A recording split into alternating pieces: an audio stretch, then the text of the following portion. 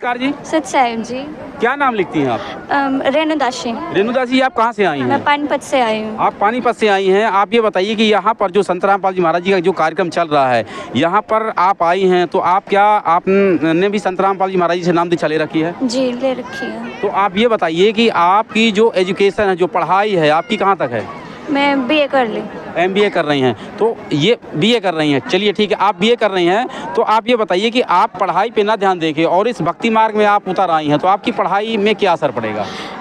देखो, पढ़ाई में कोई मतलब हम भक्ति कर रहे हैं ना, हमारी भक्ति के कारण से हमारी पढ़ाई भी अच्छी चल रही है और हम अच्छे से सेवा भी कर रहे हैं और हमारी भक्ति भी अच्छे से चल रही है। लेकिन अभी आपकी तो खेलने खालने की उम्र है, ये उम्र भक्ति की थोड़ी ना है कि आप अभी माला ले लो और कंठी माला स्मरणी स्टार्ट कर दिया आपने। आपको तो खेलने खालने की उम्र है, ये तो आप जब आप सयानी हो जाती तब भक्ति कर लेती, आप ही से आपने क्यों ये भक्ति अपना ली?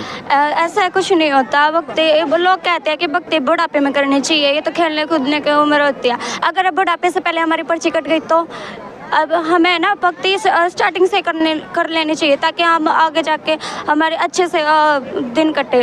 अब बुढ़ापे में ऐसे नहीं होता, किसी के पैर दुख रहा है, किसी का हाथ दुख रहा है, किसी का सिर दुख रहा है, बुढ़ापे में तो वैसे भी भक्ति नहीं होती। हमें बचपन से ही भक्ति करनी चाहिए। देखिए, आपने बताया कि मेरा BA मैं पास हूँ, लेकिन इसके बावजूद भी, आप पढ़े लिखे होने के बावजूद भी आपने संत रामपाल जी महाराज जी के ज्ञान को क्यों स्वीकार कर लिया आपने?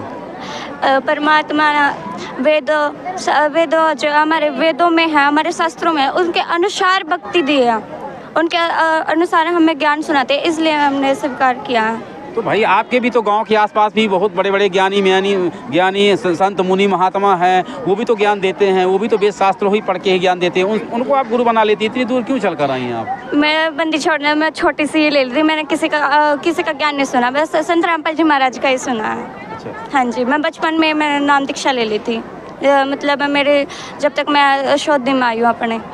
अच्छा, आप ये बताइए कि आपकी जो उम्र है और आपकी उम्र की जो और भी आपकी बहनें लगती हैं जो हमारे चैनल में आपको देख रही हैं और वो भी पढ़ाई लिखाई कर रही हैं, अगर वो भी चाहती हैं कि आपकी जैसी वो भी माला ले लें, है ना, और भगवान का स्मरण करने लग जाएं, तो अगर वो भी चाहती हैं तो वो कैसे नाम दीक्षा लेंगे, उनको थोड़ा बताएं आप। सबसे पहले तो साधना चैनल पे सत्संग आता है 7:30 से 8:30 बजे तक, पहले वो सत्संग सुनो, ठीक है। उसके नीचे ना पीली पट्टी चलती है, उसमें कॉन्टैक्ट नंबर आते हैं, उन पर कॉन्टैक्ट करो और उस पर नंबर पे आप कॉल करोगे ना, उसमें आपको नाम दीक्षा के बारे में हाँ बोलिए भाई। नंबर आते हैं, उस पर आप फ़ोन करके आप पूछ सकते हो, नाम दीक्षा भी ले सकते हैं।